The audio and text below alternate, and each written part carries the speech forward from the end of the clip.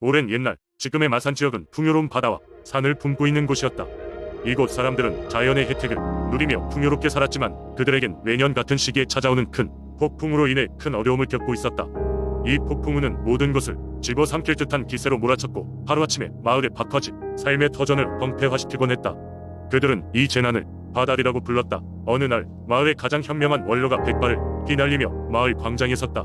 이제는 더는 이렇게 살 수 없다. 우리가 바다와 산의 목소리에 귀를 기울여야 할 때다. 원로의 외침에 따라 마을 사람들은 산 깊숙한 곳에 위치한 고대의 신전으로 모이게 되었다. 마을에는 오래전부터 내려오는 전설이 있었다.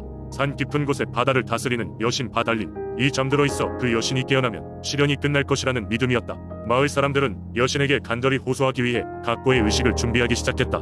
해가 지고 달이 떠오른 즈음 마을의 처녀들이 신성한 춤을 추고 가장 빛나는 별 아래에서 우녀가 신들을 환영하는 노래를 불렀다. 그들의 간절한 기도가 하늘에 닿자 바람이 잦아들고 폭풍우를 예고하던 구름들은 어느새 자취를 감추었다.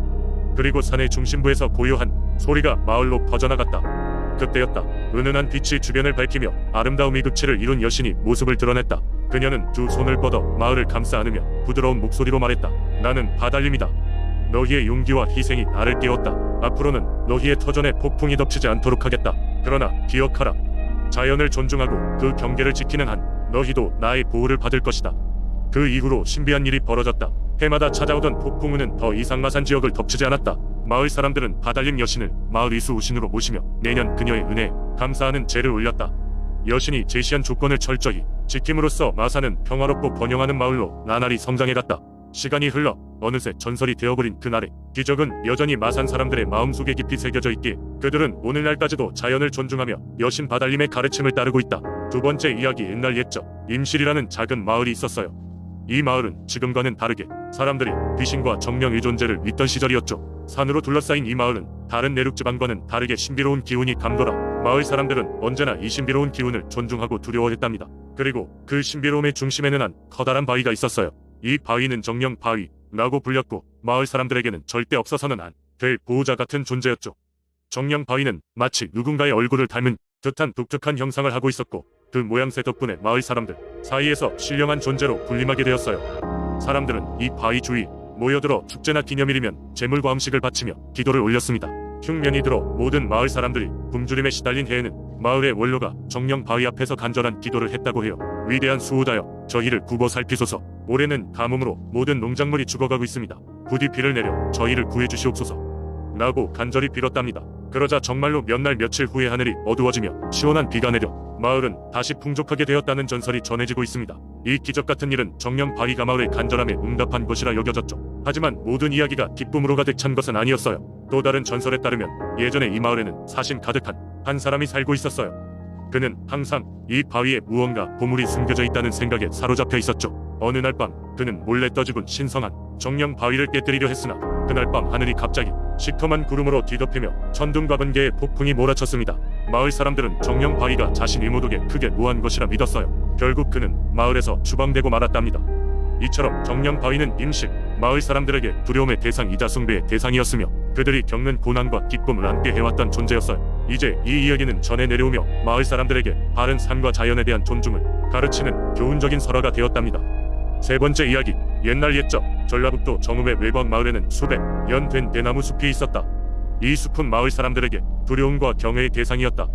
낮에는 푸르른 대나무가 하늘로 높게 자라 웅장한 아름다움을 뽐냈지만 밤이 되면 이야기가 완전히 달라졌다. 마을에서는 밤이면 이 숲에서 도깨비불이 나타난다는 소문이 항상 돌았다. 도깨비불은 마치 작은 불덩이가 대나무 사이를 자유롭게 날아다니는 모습으로 보는 이의 혼을 속 빼놓는 듯한 신비한 빛이었다. 마을 사람들은 이 불빛이 절대 가까이 다가가지 말아야 할 것이라며 아이들에게 항상 주의를 주었다. 그러던 어느 날 호기심 많은 젊은이들이 삼삼오오 모여 숲으로 탐사를 가기로 결심했다. 밤이 되자 그들은 손전등과 목도리를 챙겨 대나무 숲으로 향했다. 숲에 도착했을 때 생각보다 숲은 더 어두웠고 그들의 앞날이 불확실하게 느껴졌다. 그들은 서로를 격려하며 숲 깊숙이 들어갔다. 잠시 후 그들은 소문으로만 들었던 도깨비불을 실제로 목격하게 되었다.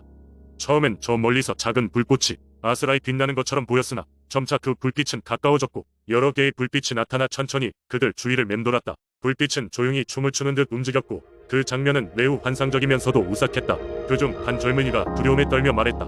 와, 저게 진짜 도깨비불이라니. 어떻게 저렇게 아름다울 수 있지? 다른 이는 불안을 누르며 말했다. 하지만 조심하자. 이건 단순한 장난이 아닐 수도 있어. 그 순간 도깨비 불 중 하나가 젊은이들에게 더 가까이 다가오자 그들은 당황하여 즉시 숲 밖으로 도망쳤다. 불빛은 계속 그들을 뒤따라오다가 마을 경계에 들어서자 어느새 자취를 감추었다. 돌아온 젊은이들은 마을 사람들에게 자신들이 본 것을 들뜬 목소리로 이야기했고 이 이야기는 마치 전설처럼 마을 곳곳에 퍼졌다. 그 후로 대나무 숲의 도깨비불은 마을에서 더욱 신비로운 전설로 자리 잡았다. 마을 사람들은 도깨비불이 마을을 수호하는 신령이라고 믿었고 숲에 들르게 될 때면 무사히 돌아오기를 기원하는 마음으로 간단한 제물을 바치곤 했다. 그리고 그날 이후 대나무 숲은 마을의 신성한 장소로서 보호받으며 조용히 그 자리에 남아있었다. 네 번째 이야기. 포항의 아름다운 해안가에 있는 내려오는 신비로운 이야기가 전해져 온다. 이 지역은 풍성한 어획량으로 유명한데 그 이유는 용왕의 축복 덕분이라고 한다. 지금은 잊혀져가는 전설이지만 포항 사람들은 옛 시절의 이야기를 마음속 깊이 간직하고 있다. 오래전 포항의 작은 어촌 마을에 한 어부가 살았다. 그의 이름은 장수였다. 장수는 매일 새벽같이 바다로 나가서 생계를 이어가며 가족을 부양하기 위해 열심히 일했다. 그러나 어느 날부터 인가 이상하게도 물고기가 거의 잡히지 않기 시작했다. 날씨도 좋고 바다도 평온했는데 장수는 이유를 알 수 없어 무척이나 걱정스럽고 답답했다. 마을 사람들 또한 같은 문제로 고심하던 어느 날 밤을 새며 어획량의 회복을 기도하다 장수는 꿈을 하나 꾸게 되었다. 꿈 속에서 그는 바다 깊은 곳으로 내려가 용왕을 만나게 되었다. 반짝이는 비늘이 눈부신 용왕은 장수를 향해 말을 건넸다. 장수야, 너의 마음을 알고 있느니라. 내가 너에게 축복을 내리겠다만 한 가지 조건이 있으니 잘 들어라. 마을 어귀에 있는 큰 바위에는 내가 머무르기에 매년 이맘때쯤 나를 위한 제사를 지내 주어야 하느니라. 그렇지 않으면 풍요는 오래 가지 않을 것이다. 그렇게 꿈에서 깨어난 장수는 흥분된 마음을 가라앉히고 곧바로 마을 사람들에게 이 이야기를 전했다. 마을 주민들은 처음에는 반신반의했으나 워낙 지푸라기라도 잡는 심정으로 용왕을 위한 제사를 준비하기 시작했다. 제사를 지낸 후부터는 정말로 바다에서 잡히는 물고기의 양이 크게 늘어났다. 이후로 마을은 해마다 용왕에게 제사를 지내며 감사함을 표현했다. 시간이 흘러 사람들의 세대가 바뀌면서 이 전통은 사라져갔지만 포항의 오래된 어부들 사이에서는 아직도 이 이야기가 전해지고 있다. 그리고 제사를 하지 않는 몇 년간에는 어김없이 어획량이 줄어드는 일이 생겨 이 전설에 대해 다시금 생각하게 만든다고 한다. 포항의 용왕 전설은 단순히 물고기 잡는 것의 상징에 그치지 않고 공동체가 함께 모여 문제를 해결하고자 했던 지혜와 협동의 상징이기도 하다. 오늘날에도 사람들이 각각 자신의 꿈속에서만 알 수 있는 소중한 메시지를 듣고 그것을 실천하는 것이 얼마나 중요한지를 깨우치게 하는 이야기가 바로 이 포항의 민속신앙 전설이다. 다섯 번째 이야기. 옛날 옛적 전라남도의 작은 마을 영암에는 바다와 접해 있는 한 조용한 어촌 마을이 있었다. 이곳 사람들은 해양에서 생계를 이어갔으며 어업과 관계된 신앙이 깊었다. 그들은 바다의 변덕스러운 기운을 잠재우고 바다의 신 해신의 축복을 받기 위해 해신당을 세웠다. 영암의 해신당은 바다가 한눈에 내려다보이는 절벽 위에 세워져 있었다. 예로부터 마을의 어부들은 바다로 나가기 전 해신당에 들러 해신에게 안전한항해와 풍어를 기원하곤 했다. 이 해신당에는 전에 내려오는 신비로운 이야기가 하나 있었다. 마을에서 가장 용감하고 뛰어난 어부였던 진수라는 남자가 살았다. 그는 어느 날 큰 폭풍우 속에서 바다에 나갔다가 돌아오지 못하는 비극적인 사건이 발생했다. 진수의 실종으로 인해 마을 사람들은 크게 상심했지만 그의 아내 해심은 자신의 남편이 돌아올 것이라 굳게 믿었다. 그녀는 매일 해신당에 올라 진수의 안전을 기원하며 눈물로 기도했다. 그러던 어느 날 해심은 꿈속에서 푸르게 빛나는 바다와 하늘 사이로 해신이 나타나는 모습을 보게 되었다. 해신은 그녀에게 내가 내 남편을 무사히 돌려보내리니 너는 이곳을 지키며 나의 이름을 널리 알리라 고 말했다. 꿈에서 깬 해심은 마음이 더욱 단단해졌고 매일 해신당을 찾아 자신의 기도를 멈추지 않았다. 그로부터 며칠 후 마을 사람들은 놀라운 소식을 듣게 되었다. 실종된 줄 알았던 진수가 기적적으로 마을로 돌아와 있었다. 그는 혼자 힘으로 바다에서 살아남아 맞바람과 싸우며 조류를 따라 돌아왔다고 한다. 마을 사람들은 해심의 기도가 해신에게 닿았다고 믿으며 해신당에서 감사의 제사를 올렸다. 이후로도 해신당은 그 옛날의 이야기처럼 영암 사람들에게 바다의 은혜를 기원하는 신성한 장소로 여겨지게 되었다.